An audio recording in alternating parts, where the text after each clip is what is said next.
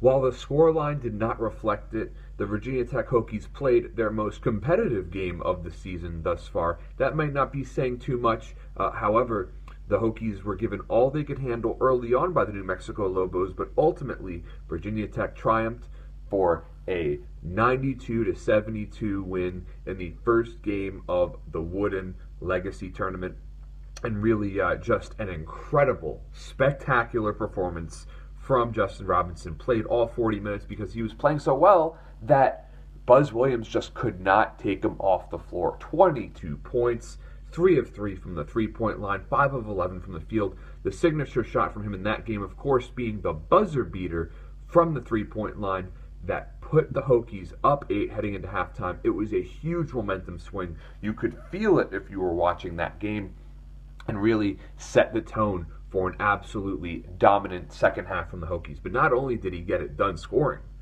he got it done passing, 8 assists, 4 rebounds, as well as a block, a come-from-behind block on a guy who was way taller than him. That was an incredible play as well. Going 9 of 10 from the free throw line makes him kind of a Mr. Steady. You know, he is going to be a glue guy, like Zach Leday, who came off the bench and scored 16 points, continuing to get it done in this off-the-bench role. He does not care about who starts. He cares about who finishes, and he is a finisher. Not only did he get 16 points, he also had 3 rebounds, 2 assists, 3 steals, a guy whose presence is felt pretty much equally on both ends of the floor, game in and game out. And, you know, it was also very nice to see Justin Bibbs looking a little hotter out there. Went 5 of 10 from the field, 3 of 6 from the three-point line, finishing with 13 points. So, you know, you really want to see Bibbs continue to get involved in the offense. Probably the best three-point shooter on this team. If he's not, it has to be the monster Ahmed Hill, the revelation for the Hokie basketball program this season. Once again, a huge game, 18 points, 3 of 3 from the from the free throw line, 3 of 7 from the three-point line, going 6 of 11 from the field. Incredibly efficient. When you can dominate while being efficient from the field, that makes you a special, special player. You know, had a couple of rebounds, 3 assists. You know, he looks to fill the stat sheet in any way he can. Just his athletic ability, his shooting ability, and just all-around game, so strong. You can see why he's a Buzz Williams type of player. The same can be said for, you know, being a Buzz Williams guy. What he represents and what he's all about can be said for Chris Clark. Only 8 points. However, he had 9 rebounds, 4 assists, a block, and a steal. You know, he plays loud. He's the kind of guy who galvanizes the team to make big plays, to go on huge runs like the Hokies did in the second half. At one point, they went on a 14-2 run. It may have even been bigger than that past that point.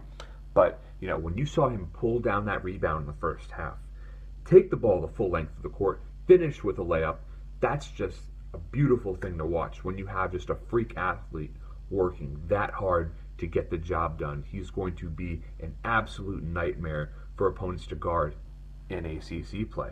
And when you have a game that was intense as it was in the first half last night, Clark is exactly the kind of guy you want to have on the floor, because this was the first time I really felt like the Hokies went up against a formidable opponent. You know, their forward, New Mexico, Tim Williams, had a very nice game, scoring 19 points.